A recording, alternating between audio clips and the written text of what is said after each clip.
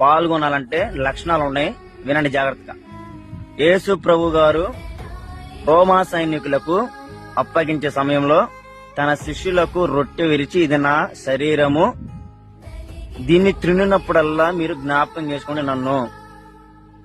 ఒక పాత్రలో ద్రాక్షరసం తీసుకొని, ఇది నా నిబంధన రక్తము, దీన్ని త్రాగునప్పుడల్లా నన్ను జ్ఞాపకం చేసుకోండి అన్నాడు. దేనికి చేసుకోమన్నాడు?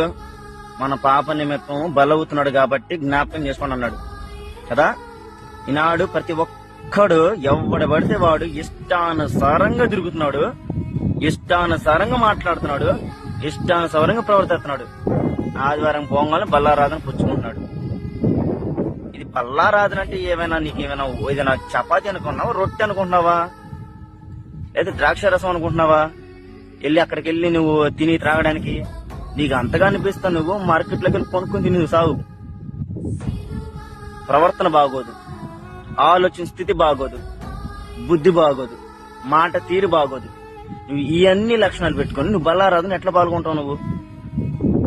నువ్వు అయోగ్యుడిగా ఉండి అర్హత లేని వాడేయండి నువ్వు బల్లారాధన పాల్గొని ఎట్లా పాల్గొంటావు? నువ్వు హృదయం శుద్ధిగా ఉండదు, నోరు సరిగ్గా ఉండదు, ఆలోచన స్థితి సరిగ్గా ఉండదు, నీ మాట తీరి సరిగ్గా ఉండదు, నీ బ్రతికే సరిగ్గా ఉండదు, నీ హృదయం అంతా కంపు కొడతా ఉండిద్ది.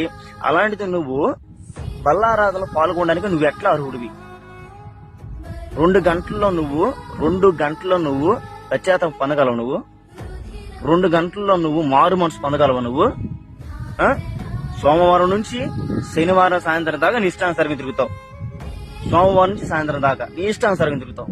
ఆదివారం రాగానే 4 కన్నీటి చుక్కలు వరుస్తావు, 4 కన్నీటి చుక్కలు కాచి అయ్యా నన్ను క్షమించమని చెప్పేసి నువ్వు బల్లారాధన ఏ విధంగా పాల్గొంటావు?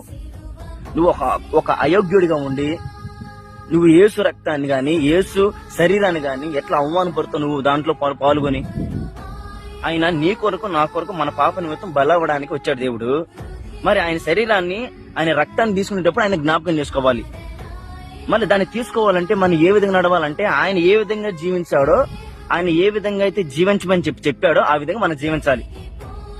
అలా జీవించకుండా లోకానుసారంగా జీవించి లోకానుసారంగా ప్రవర్తించి మన బలలో పాల్గొంటున్నామంటే ఎంత దౌర్భాగ్య పరిస్థితితో ఆలోచించండి.